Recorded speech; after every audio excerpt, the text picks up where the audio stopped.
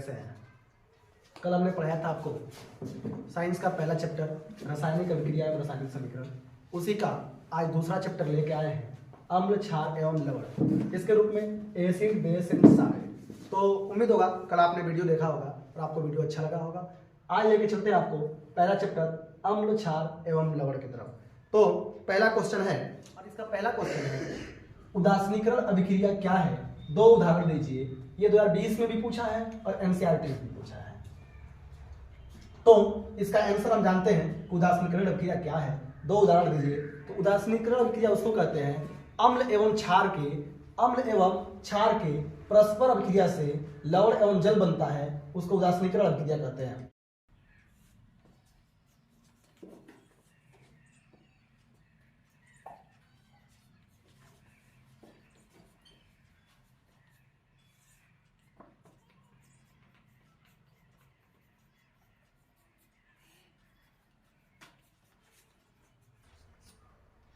तो जैसे आपने देखा कि उदासीनीकरण अभिक्रिया क्या है, दो उदाहरण दीजिए। तो उदासीनीकरण अभिक्रिया का परिभाषा होता है अम्ल एवं क्षार के प्रक्रिया के फलस्वरूप लवण एवं जल प्राप्त होता है। इस अभिक्रिया को उदासीनीकरण अभिक्रिया कहते हैं। जैसे एक अम्ल का ऐसे HCl हम ले लें, HCl, और क्षार ले लें NaOH। इसका जब रिएक्शन होगा तो NaOH इसका जब रिएक्शन होगा तो NaCl के साथ मिलेगा तो NaCl बनाएगा, यानी सोडियम क्लोराइड बनाएगा। और इसका एक और नाम है नमक, और ये आके OH के साथ मिलेगा तो H2O बनाएगा। तो आपने देखा सोडियम हाइड्रोक्लोरिक और सोडियम हाइड्रोक्साइड मिलकर सोडियम क्लोराइड और जल बनाते हैं। अगर इसी का दूसरा हम रिएक्शन ले लें HCl और प्लस एक लेंगे हम, एक अम्ल और एक क्षार। जब अम्ल और क्षार अभिक्रिया करेगा तो एक हमको मिलके बनेगा KCl प्लस एक मिल बनेगा HTO, यानी एक अम्ल और एक अम्ल हाइड्रोक्लोरिक अम्ल और पोटेशियम हाइड्रोक्साइड मिलके हमारा बनाएगा KCl प्लस H2O। तो पहला क्वेश्चन आप देख चुके थे। दूसरा क्वेश्चन इसी का है और बहुत ही मोस्ट इंपोर्टेंट है। प्लास्टर ऑफ पेरिस की जलयोजन अभिक्रिया लिखिए। प्लास्टर ऑफ पेरिस को हम POP भी बोलते हैं, प्लास्टर ऑफ पेरिस। तो इस NCERT और 2022 और 23 में भी ये पूछ चुका है। इसका आंसर हम लिखते हैं प्लास्टर ऑफ पेरिस का। तो डायरेक्ट क्वेश्चन पूछा है प्लास्टर ऑफ पेरिस POP की जलयोजन अभिक्रिया लिखिए, और इसका होता है CaSO4 into 1/2 H2O plus 1/2 H2O gives CaSO4 into 2 H2O। ये है प्लास्टर ऑफ पेरिस।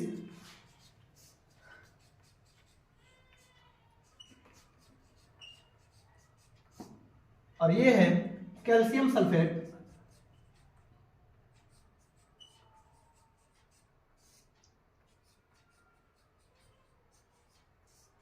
और ये जल है। इसको मिला के आप जिप्सम भी लिख सकते हैं। ये दोनों जिप्सम भी है। तो क्वेश्चन हमारा था प्लास्टर ऑफ पेरिस की जलयोजन अभिक्रिया लिखे, यानी POP की जलयोजन अभिक्रिया हमको लिखना है।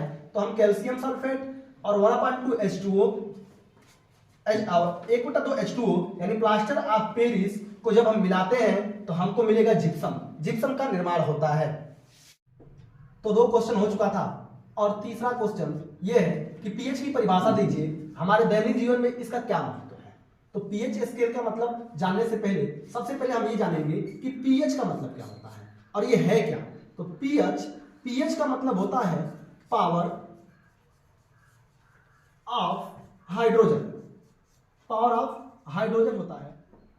पावर ऑफ हाइड्रोजन खोज SPL सोरेनसन ने किया। देखें कि पावर ऑफ हाइड्रोजन यानी pH का पावर ऑफ हाइड्रोजन होता है, इसका खोज SPL सोरेनसन ने किया था। तो अब हम जानते हैं कि पावर ऑफ हाइड्रोजन pH की परिभाषा यानी पावर ऑफ हाइड्रोजन की परिभाषा किसी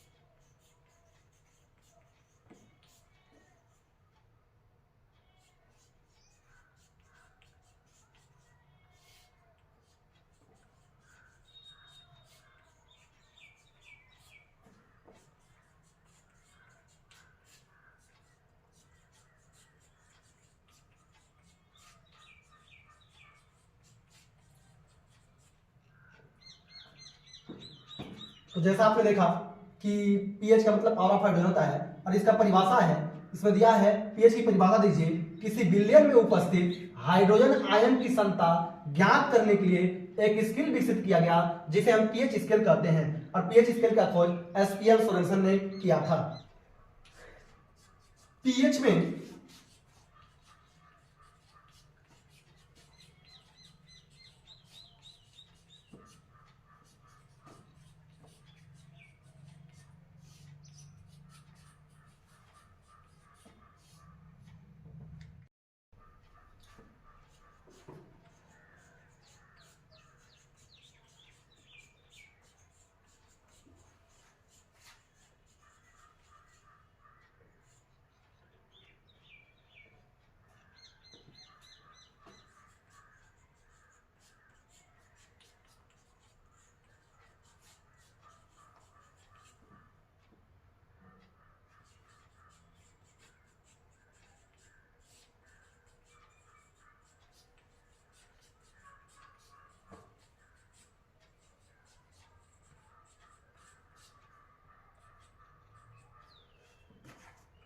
तो आपने देखा कि पीएच की परिभाषा किसी विलयन में उपस्थित हाइड्रोजन आयन को क्षमता ज्ञात करने के लिए एक स्केल विकसित किया गया जिसे पीएच स्केल कहते हैं। पीएच में पी एक सूचक है जिसका निर्माण जर्मन भाषा के पोटेंट शब्द से हुआ है जिसका अर्थ होता है शक्ति। तो आपने देखा मैं पीएच की परिभाषा दे दिया, ये बता दिया कि पीएच का मतलब क्या होता है, इसका खोज किसने किया। अब देखेंगे कि दैनिक जीवन में पीएच का महत्व क्या है। तो लिखेंगे दैनिक जीवन में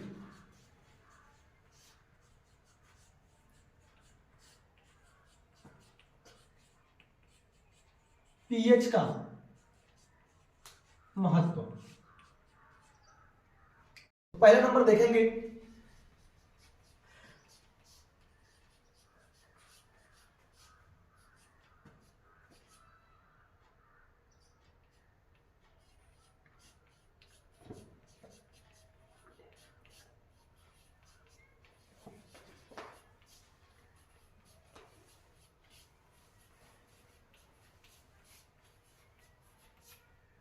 हमारा जो शरीर है 7 से 7.8 पीएच परास के बीच कार्य करता है।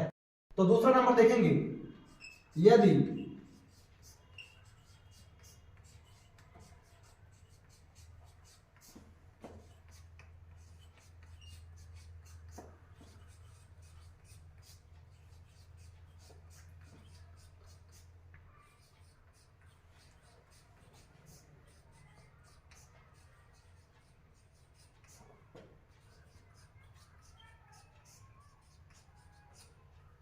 दूसरा नंबर ये कह रहा है यदि मुंह का पीएच मान 5.5 से कम हो तो दांतों का क्षय हो जाता है। मिट्टी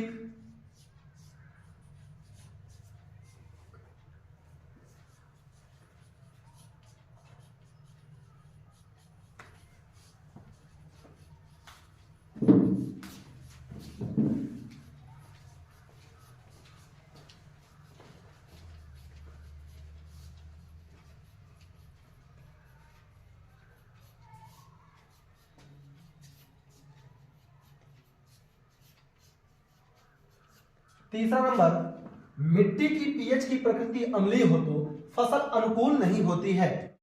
चौथा नंबर देखेंगे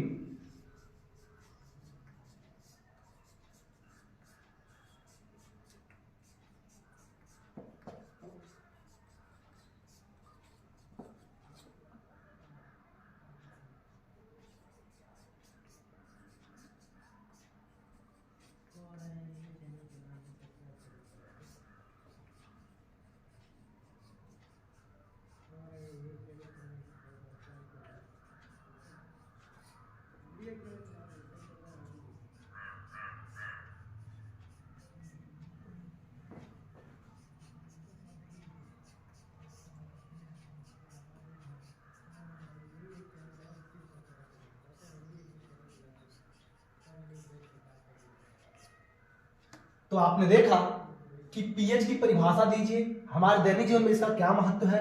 तो मैं आपको पीएच की परिभाषा बता चुका हूं, पीएच का खोज किसने किया ये बता चुका हूं, और पीएच इस का मतलब क्या होता है, पावर ऑफ हाइड्रोजन होता है, ये भी बता चुका हूं। अब हम देखेंगे दैनिक जीवन में पीएच का महत्व क्या है। ये क्वेश्चन कई बार एग्जाम में पूछ चुका है, तो मेरा ज्यादा से ज्यादा फोकस इस पे होगा कि हमारा शरीर 7.7 से 7.8 पीएच परास के बीच कार्य करता है, पहला नंबर।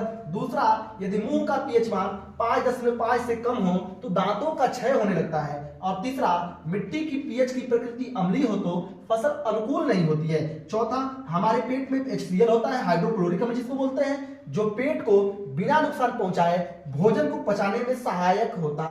तो आपने 3 क्वेश्चन अभी तक देख चुका, और चौथा क्वेश्चन जिसको बच्चे बहुत टफ मानते हैं, लेकिन टफ नहीं है, बहुत हल्का होता है। क्या होता है जब केवल रासायनिक समीकरण दीजिए। इसको बच्चे बहुत इससे परेशान रहते हैं, लेकिन परेशान होने की जरूरत नहीं है, बहुत आसान तरीका में आप जान जाएंगे। पहला है सोडियम बाइकार्बोनेट या खाने के सोडा को गर्म करते हैं तो क्या होता है। ये आप देख सकते हैं कि 15, 18, 20 और 23 में पूछ चुका है। दूसरा है सोडियम कार्बोनेट तनु हाइड्रोक्लोरिक अम्ल से क्रिया करता है, यानी 2018 में भी पूछ चुका है, 2020 में पूछ चुका है। और तीसरा है सोडियम ऑक्साइड को जल में घोला जाता है तो क्या होता है। 15 में पूछा है, 16 में पूछा है, 2023 में भी पूछ चुका है। तो आइए इसका आंसर हम जानते हैं। तो इसका आंसर देखेंगे, पहला है सोडियम बाइकार्बोनेट या खाने के सोडा को गर्म करते हैं तो सोडियम बाइकार्बोनेट का सूत्र होता है NaHCO3।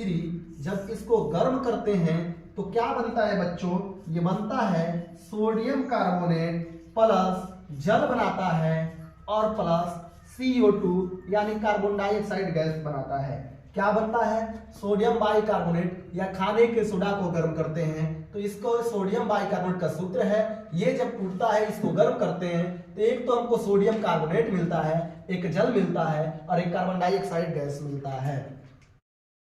तो आइए अब इसके दूसरे क्वेश्चन पे चलते हैं। सोडियम कार्बोनेट और तनु हाइड्रोक्लोरिक अम्ल से क्रिया करता है तो क्या होता है। देख लीजिए, 2 बार पूछ भी चुका है ये। तो सोडियम कार्बोनेट का सूत्र होता है Na2CO3। और क्या इसमें कहा है बच्चों, तो हाइड्रोक्लोरिक अम्ल का फार्मूला होता है HCl। ये मिलके बनाएगा, क्या बनाएगा, तो बनाएगा ये 2NaCl यानी sodium chloride plus carbon dioxide और क्या बनाएगा, जल बनाएगा। क्या होता है, कह रहा है सोडियम कार्बोनेट और तनु हाइड्रोक्लोरिक अम्ल से क्रिया करता है तो सोडियम कार्बोनेट, और जब तनु हाइड्रोक्लोरिक अम्ल से क्रिया करेगा तो सोडियम क्लोराइड बनाएगा, कार्बन डाइऑक्साइड बनाएगा और जल बनाएगा। अब इसी का तीसरा क्वेश्चन देखते हैं हम। तीसरा क्या कहा है बच्चों, तीसरा ये कहा है कि सोडियम ऑक्साइड को जल में घोला जाता है तो ये रहा Na2 सोडियम ऑक्साइड, इसको हमको घोलना है जल यानी H2O में तो ये बनाएगा 2NaOH यानी ये बनाएगा सोडियम हाइड्रोक्साइड। तो जैसे आप देख रहे हैं कि 3 क्वेश्चन था। सोडियम बाइकार्बोनेट खाने के सोडा को गर्म करते हैं, कई बार पूछ चुका है, तो सोडियम कार्बोनेट को गर्म करेंगे तो सोडियम बाइकार्बोनेट को गर्म करेंगे तो सोडियम कार्बोनेट बनाएगा, जल बनाएगा, कार्बन डाइऑक्साइड बनाएगा। दूसरा है सोडियम कार्बोनेट तनु हाइड्रोक्लोरिक अम्ल से क्रिया करता है तो क्या होता है, तो सोडियम कार्बोनेट जब तनु हाइड्रोक्लोरिक अम्ल से क्रिया करेगा तो सोडियम क्लोराइड बनाएगा, कार्बन डाइऑक्साइड बनाएगा और जल बनाएगा। तीसरा क्वेश्चन, सोडियम ऑक्साइड को जल में घोला जाता है तो सोडियम ऑक्साइड को जब जल में घोला जाएगा तो सोडियम हाइड्रोक्साइड बनाता है। तो ध्यान देंगे, लॉन्ग क्वेश्चन जो पेपर में 5 या 7 नंबर में पूछता है और यह है अम्ल तथा क्षार की आधुनिक अवधारणा क्या है, प्रत्येक को एक एक उदाहरण देते हुए स्पष्ट कीजिए। ये क्वेश्चन ऐसे भी पूछ सकता है कि अम्ल और क्षार की परिभाषा दीजिए और उसका उदाहरण दीजिए। ये क्वेश्चन कई तरीके से पूछ सकता है, बट ये क्वेश्चन 14, 17 और 18 में पूछ चुका है। अम्ल तथा क्षार की आधुनिक अवधारणा क्या है, तो अम्ल किसे कहते हैं, तो अम्ल कहते हैं वे पदार्थ जो जलीय विलयन में घुलकर H+ आयन देते हैं, अम्ल कहलाते हैं। या आमतौर पे बच्चे ऐसे याद कर लेते हैं कि जो स्वाद में खट्टा होता है उसे अम्ल।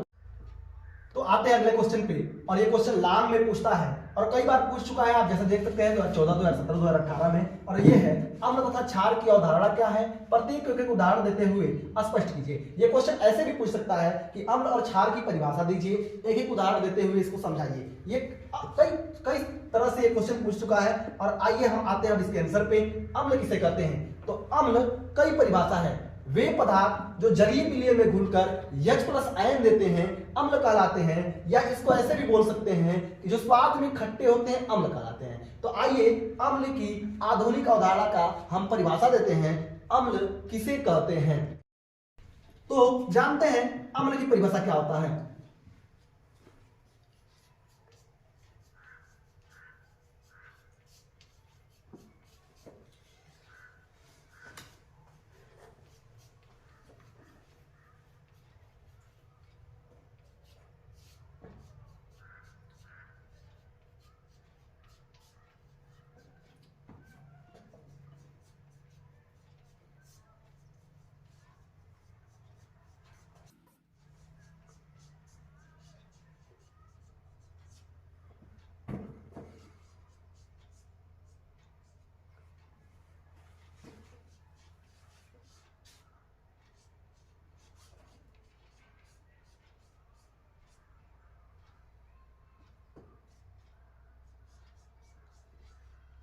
तो आइए देखते हैं कि अम्ल किसे कहते हैं। अम्ल वे पदार्थ जो जल में घुलकर H+ आयन देते हैं अम्ल कहलाते हैं, या आमतौर पर इसको सिंपल में बोल सकते हैं कि जो स्वाद में खट्टे होते हैं उसे अम्ल कहते हैं। इसका रिएक्शन देखेंगे, एक एग्जांपल है HCl हाइड्रोक्लोरिक अम्ल और HNO3 यानी नाइट्रिक अम्ल। तो HCl में H क्या कर रहा है, इसमें से H+ आयन अलग हो रहा है और Cl- अलग हो रहा है, इसमें भी H+ आयन अलग हो रहा है और NO3- आयन अलग हो रहा है। तो जैसे ना आपने देखा कि अम्ल किसे कहते हैं, तो मैं बता चुका था अम्ल वे पदार्थ है जो जलीय विलयन में घुलकर H+ आयन देते हैं, जो स्वाद में खट्टे होते हैं, उसका रिएक्शन भी दे चुका था। थोड़ा सा इसमें और जान लेते हैं, किंतु हाइड्रोजन आयन या प्रोटॉन जलीय विलयन के स्वतंत्र रूप से नहीं रह सकता, या जल के अणु से संयोग करके हाइड्रोनियम आयन H3O का बनाता है। अब जैसे HCl जब मिलेगा H2O से हाइड्रोक्लोरिक अम्ल जल से अभिक्रिया करेगा तो हमको मिलेगा हाइड्रोनियम आयन और हमको मिलेगा क्लोरीन। यहीं पर नाइट्रिक अम्ल जब जल से अभिक्रिया करता है तो H3O बनता है और NO3- बनाता है। तो इसका क्वेश्चन था अम्ल एवं क्षार की आधुनिक अवधारणा क्या है, इसका उदाहरण दीजिए। तो हमने अम्ल का पूरा उदाहरण दे चुका है। अब आते हैं हम क्षार पर। अब क्षार देखेंगे कि क्षार किसे कहते हैं, जिसको इंग्लिश में हम बेस बोलते हैं। तो आइए अब क्षार के बारे में जानते हैं। क्षार किसे कहते हैं, तो वे पदार्थ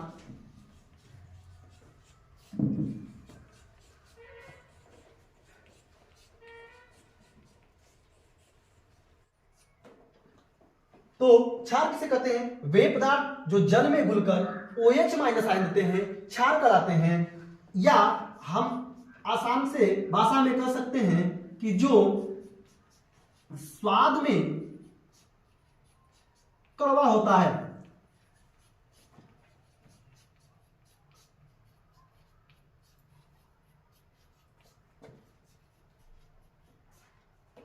क्षार कहलाता है। तो हम जहां देख सकते हैं क्षार वे पदार्थ जो जल में घुलकर OH- आयन देते हैं क्षार कहलाते हैं, या इसको इस तरह भी कर सकते हैं जो स्वाद में कड़वा होता है उसे क्षार कहते हैं। अब इसका उदाहरण देखते हैं हम। इसका उदाहरण देखते हैं। उदाहरण NaOH।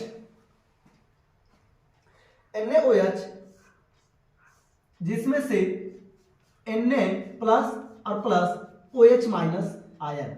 इसका हम दूसरा रिएक्शन देख लेते हैं कि NH4OH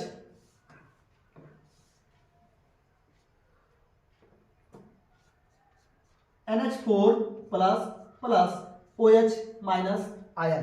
तो हमने देखा कि अम्ल एवं क्षार की आधुनिक अवधारणा में अम्लों को मैं बता चुका था। अब क्षार को देखते हैं कि वे पदार्थ जो जल में घुलकर OH- आयन देते हैं क्षार कहलाते हैं, या जो स्वाद में कड़वा होता है उसे क्षार कहते हैं। जैसे NaOH सोडियम हाइड्रोक्साइड को जब हम तोड़ते हैं तो Na अलग मिलता है प्लस में और OH- से मिलता है। यहीं पर अमोनियम हाइड्रोक्साइड है, तो अमोनियम हाइड्रोक्साइड में जब हम इसको तोड़ते हैं तो अमोनिया अलग हो जाएगा और OH- आयन हाइड्रोक्साइड अलग हो जाएगा।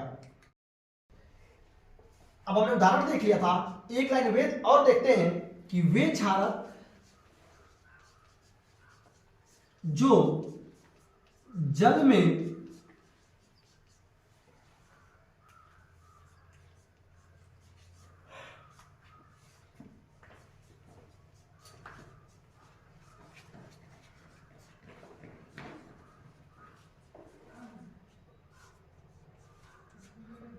तो क्या होता है, वे क्षारक जो जल में घुलनशील होते हैं क्षारक कहलाते हैं। इसमें से हो सकता है कि KOH पोटेशियम हाइड्रोक्साइड और एक और हो सकता है NaOH सोडियम हाइड्रोक्साइड। जैसे आपने देखा कि अम्ल एवं क्षार की आधुनिक अवधारणा में हमने अम्ल का परिभाषा बता दिया था। अब क्षार का वे पदार्थ जो जल में घुलकर OH माइनस आयन देते हैं क्षार कहलाते हैं, जो स्वाद में कड़वा होता है उसे क्षार कहते हैं। इसका एग्जाम्पल भी मैं दे चुका था, या वे क्षारक जो जल में घुलनशील होते हैं क्षारक कहलाते हैं। अब एक सिंपल सा चीज है कि अम्ल और क्षार में अम्ल में बस OH माइनस आयन होता है और क्षार में बस OH प्लस आयन होता है, बस यही अम्ल और क्षार में अंतर है। तो इस चैप्टर का ये लास्ट क्वेश्चन है, और ये क्वेश्चन है बेकिंग पाउडर या खाने के सोडा का रासायनिक नाम एवं अणुसूत्र क्या है। इसके बनाने की विधि एवं दो भौतिक गुण तथा दो रासायनिक गुण समीकरण देते हुए लिखिए। ये बहुत ही पेपर की दृष्टि से, बोर्ड की दृष्टि से बहुत ही मोस्ट इंपोर्टेंट क्वेश्चन है। 2014 में पूछा है, 15 में पूछा है और 19 में पूछा है। क्या इसी क्वेश्चन को इस एग्जामिनर इस तरह भी पूछ सकता है कि सोडियम कार्बोनेट पर ताप का क्या प्रभाव होता है, ये भी 17 और 18 में पूछ चुका है। या इसको आवश्यक समीकरण की सहायता से दर्शाइए कि आप धावन सोडा से बेकिंग सोडा कैसे प्राप्त करेंगे। ये भी देखिए बोर्ड की दृष्टि से कितना इंपोर्टेंट क्वेश्चन है। 16 में पूछा है, 18 में पूछा है और 2020 में भी पूछ चुका है। तो आइए हम जानते हैं बेकिंग पाउडर, पहले का आंसर जानते हैं और इसका आंसर देखते हैं। तो आंसर देखते हैं,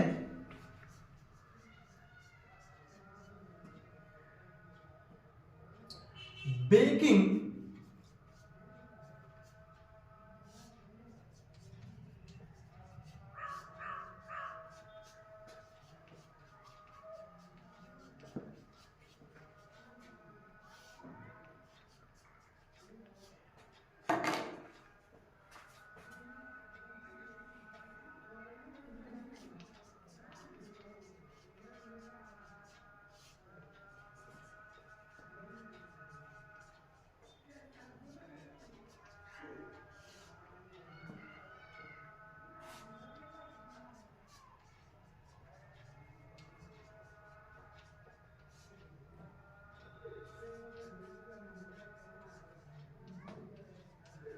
तो जैसा आपने देखा कि बेकिंग पाउडर या खाने का सोडा का रासायनिक नाम एवं अणुसूत्र क्या है। तो बेकिंग पाउडर का रासायनिक नाम सोडियम बाइकार्बोनेट तथा अणुसूत्र NaHCO3 होता है।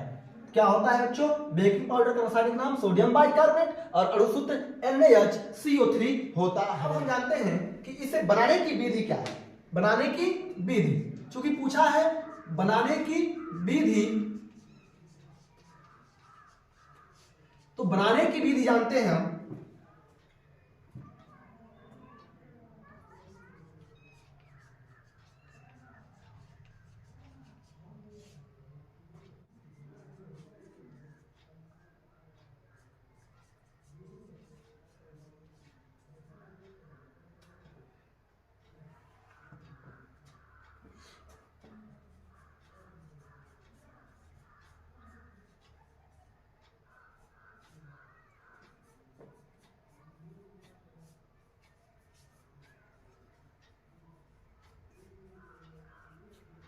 तो आइए देखते हैं बेकिंग पाउडर का रासायनिक नाम सोडियम बाइकार्बोनेट और अणुसूत्र NaHCO3 होता है। और बनाने की विधि क्या है, यह सोडियम हाइड्रोक्साइड के सांद्र विलयन में अधिक मात्रा में जब कार्बन डाइऑक्साइड गैस प्रवाहित करने पर प्राप्त होता है। और क्या, सोडियम हाइड्रोक्साइड, इसको कैसे बनाएंगे, सोडियम हाइड्रोक्साइड को अधिक मात्रा में जब कार्बन डाइऑक्साइड गैस प्रवाहित करेंगे तो हमको सोडियम कार्बोनेट और H2O यानी जल मिलेगा। और इसी को यानी सेम Na2CO3 और H2O, इसमें कार्बन को जब जोड़ देंगे तो हमको मिल जाएगा सोडियम बाइकार्बोनेट। इसे बेकिंग सोडा भी कहते हैं। तो आपने देखा कि हमने इसका आपने देखा सोडियम बेकिंग पाउडर बनाने का रासायनिक नाम एवं अणुसूत्र भी हो गया था और इसे बनाने की विधि भी हो गई थी। अब हम क्या जानते हैं कि इसके भौतिक गुण क्या है। तो यहां हेडिंग लिखेंगे भौतिक गुण।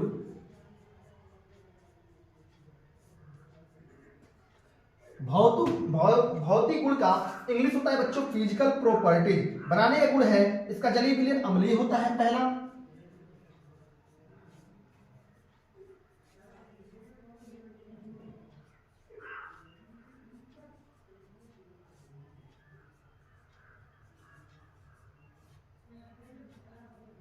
अम्लीय होता है।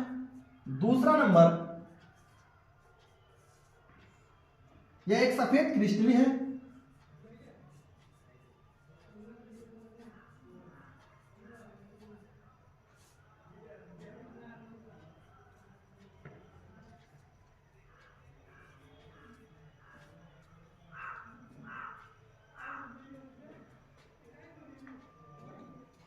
और तीसरा है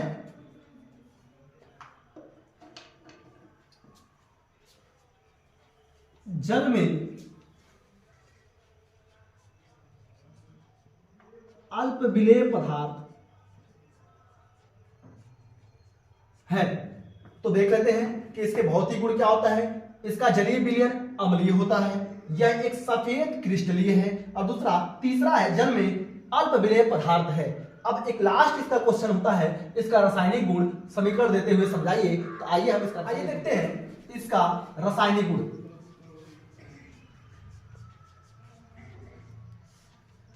रासायनिक गुण बच्चे बोलते हैं, रासायनिक गुण क्या है, आइए इसको देखते हैं। NaHCO3 sodium bicarbonate plus HCl मिलके NaCl plus H2O plus CO2 बनाता है। इसका एक और रिएक्शन देख लेंगे, 2NaHCO3 प्लस H2SO4 मिलके Na2SO4 plus H2O plus 2CO2। तो आपने देखा बेकिंग पाउडर का रासायनिक नाम बता दिया, अणुसूत्र भी जान गए, इसके बनाने की विधि भी बता दिया, भौतिक भी गुण हो गया था। और रासायनिक गुण ये है कि जब सोडियम बाइकार्बोनेट को हाइड्रोक्लोरिक अम्ल के साथ अभिक्रिया कराते हैं तो नवा जल और कार्बन डाइऑक्साइड बनता है। और सोडियम बाइकार्बोनेट को जब सल्फ्यूरिक अम्ल के साथ अभिक्रिया कराते हैं, जिसको रसायनों के राजा भी इसको बोल सकते हैं, सल्फ्यूरिक अम्लों के साथ अभिक्रिया कराते हैं तो ये Na2SO4 बनाता है, सोडियम सल्फेट बनाता है, जल बनाता है और कार्बन डाइऑक्साइड बनाता है। लास्ट में दोस्तों, ये क्वेश्चन लास्ट इस चैप्टर का अंतिम क्वेश्चन था। मैं आपसे ये कहूंगा, अगर आपको समझ में नहीं आ रहा है तो कमेंट करें, अगर समझ में आ गया तो लाइक करें, इसको सब्सक्राइब करें, अपना सहयोग बनाए रहें और पेपर तक मेरे साथ जुड़े रहें ताकि आपको नंबर उठाने में ज्यादा से ज्यादा आपका बोर्ड एग्जाम में नंबर आ सके। तो आइए मिलते हैं कल ये दोनों चैप्टर यानी रासायनिक अभिक्रिया और रासायनिक समीकरण और अम्ल क्षार एवं लवण के ऑब्जेक्ट क्वेश्चन के साथ मिलते हैं कल। जय हिंद, जय भारत।